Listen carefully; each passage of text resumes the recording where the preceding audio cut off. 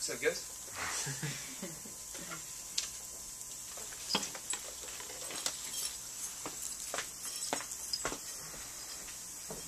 Alright, I'm going to start with a little story. The light flickers on and off.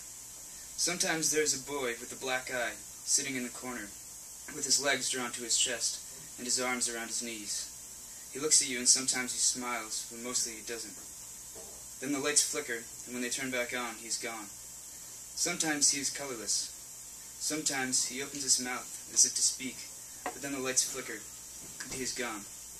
Finally, he manages to say something, quickly, and he asks, "Where do you go when the lights turn off?" You explain between flickers that your father was dead, so you are part ghost, and your mother was Irish, so you are also part Irish. You tried to tell him there is nothing to be afraid of, but as you say, his disappearances start to disturb you, and before you know it, you have taken a large bite out of his neck. Unfortunately, the flickering corpse is even more disturbing, mostly because it reminds you of your father, who, like the boy, was all dead. You unscrew the light bulb, but it continues flickering.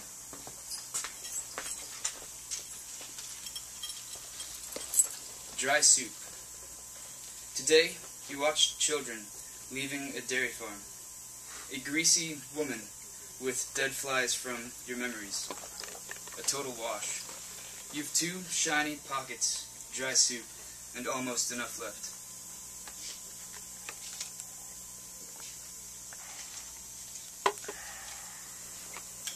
Ode. I see your cat, when it was still whole, pointing at some of our furniture. I wonder, if we pried apart our neighbors and their pets, would the antique wardrobe begin talking without ever mentioning the air duct? We were so curious. Pants. Poor little ribcage, discolored since last used. Poor little unwelcome protrusion. Curse you, your breeding habits. They drank the latrine. Poor little prosthetic rust brain. The old musk. Lions die in sleep-rumpled sheets. Lions feed on the voluptuous farmer, who pretends not to notice. A bird chooses cowboys for wild tomatoes. Infants pop the parents. Somebody misses a boat, is late for his appointment. Birds with teeth. Go. Far away where you hide behind a tree. Pretend to grow a beard so quickly that even the squirrels are not sure what you are. The doubt. Something's flipped over in my aphrodisiac silver face. I sit on the curb, imagine you in a shopping bag. Adult things. I need attention. I felt for a moment that the radio was wings. Black. 2 kids at the library, married, and I tell them, yes, holding out my finger, for they are boys. They tell me they can't touch my hair. It is wet, and I look like a baby sometimes. Then the boys start being married, so I ask them to fix me in a red skirt with ass cheeks in the air, and say, sure, I like to ass. I tell them I am a piece of ass. They said it was okay to lie to kids around here, and everything I say will one day become more than likely. Dear Ed, since your scented pages, I am thinking of this as a scent, so I made a list. Ant hair, cat fertilizer, horse island. I thought you might prefer a wood smoke that could sting your eyeball and is still around in the morning after. In any case, whether or not you like it, I tried to like you like a little explosion. Here are a handful of objects not for you. Can. Fighting the cold flesh and trying feathers. Such beautiful morning carnage I've just seen. I kick birds toward a telephone wire and wait for blackness. Alright, this is a story that me and John and Mariette wrote together. Like a year ago or something. The woman's statue. At the center of a field stood a statue of a woman on a pedestal, slightly larger than life.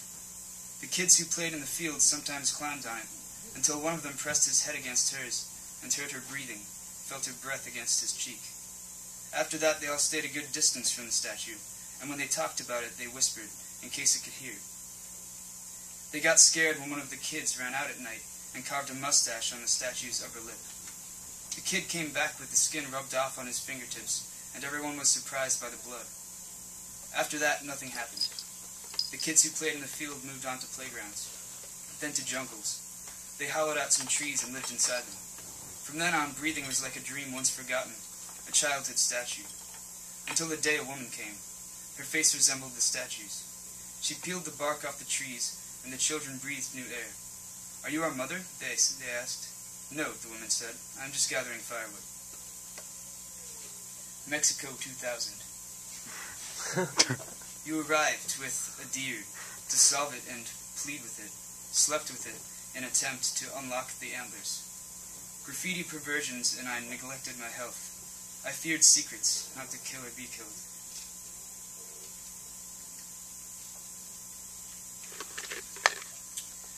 This is a story I wrote yesterday. It's not really finished because I haven't gone to the woods yet. But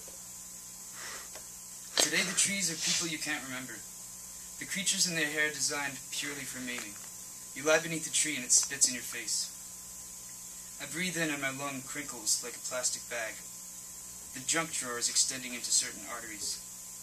I get a call from the police one morning as I am busy extracting the sanity from my pillowcase. You have been found beneath a tree with your face eaten off. The police are too busy to collect your body, so they ask me the favor of retrieving it, and possibly, if I have the time, of coming up with some theories for how you may have met your disgusting end. I decide upon theorizing as my first move, as the forest has always caused me fear. I break into your apartment to avoid confronting your roommate, as she has recently taken a disliking to me, a result of my always breaking into the apartment. In your bedroom, I find your diary, resting atop a pile of leaves. After examining each leaf in case of clues, I am left empty and tired. Your roommate comes home to find me sleeping in the pile of leaves, and a swift kick to the head makes me realize it is a good idea to read your diary. Clues will be abound in there. All I discover, though, is that you have been feeling ostracized and isolated. The last entry says, "A walk in the woods will clear everything up." A statement in stark contrast to the first, which says, "I must never ever approach the woods, for I will surely die." And I am brought to confusion. I return home much past midnight, and sit on my bed, reflecting. All I have gathered is that you must have known some secret of the woods that something later led you to disregard. It is then that I see there is a letter waiting on my kitchen table, and also that my television is gone. A short while back I gave the mailman a key to my apartment so that he could leave letters on my table, and I could be saved a trip to the mailbox. A decision with apparently questionable results. I open the letter and see that it is from you. It is full of photographs, all depicting trees in various provocative positions, dated consecutively to span the last few months. Behind the photographs, I find that you have written me a note. These photographs were mailed to my apartment with a return address of The Woods. I do not know what it means, but the pictures have filled me with a long-gone yearning for the forest. Hey, Roar.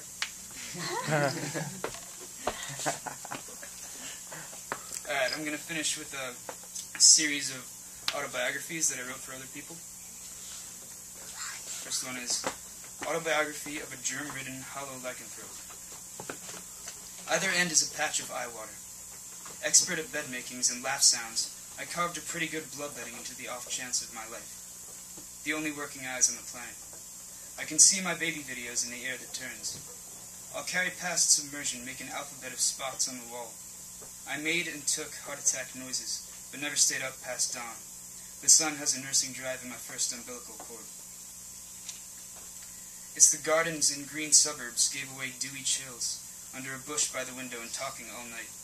The matrix giving off a certain light for an honesty you can't forget or return. My uterus is crying for my future children. Autobiography of the grandfather pornographically gathering toenails. As a kid, I would slither past the injuries, slip my head through dog's teeth, and come out telling stories.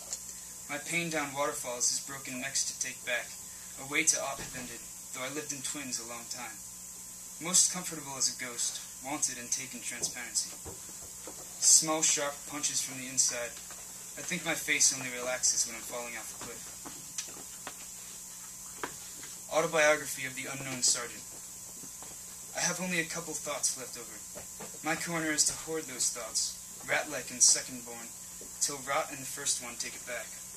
Her neck was a playground for anger. You can make a friend of a knife and have a good run of it, but that's about all I know. We should make a sound like barbed wire. Ah, but if you're feeling sick, you should sleep is best. All those well-wishings, ever realize your face never really relaxes? Autobiography of the altar child missing soft saliva. It's basically black islands and forgettings in my head. I won't vary from smoke or drops, but exist in the wavelengths of sarcasm. I've taken only brothers and nudists at face value, but pray I don't need one in both. My father built a house of hands, in the land of worms and deer and cold bare branches. He gave the roof a wary glance to make it stay from falling. Every year it gets a little longer or stranger. I've got girls in every bathtub, detectives at the telephone, a subtle sort of distaste covering over hatred and rain and cab calling. If I know what I'm doing, it certainly looks like it. Drive me to a barn and watch me sell your clothes.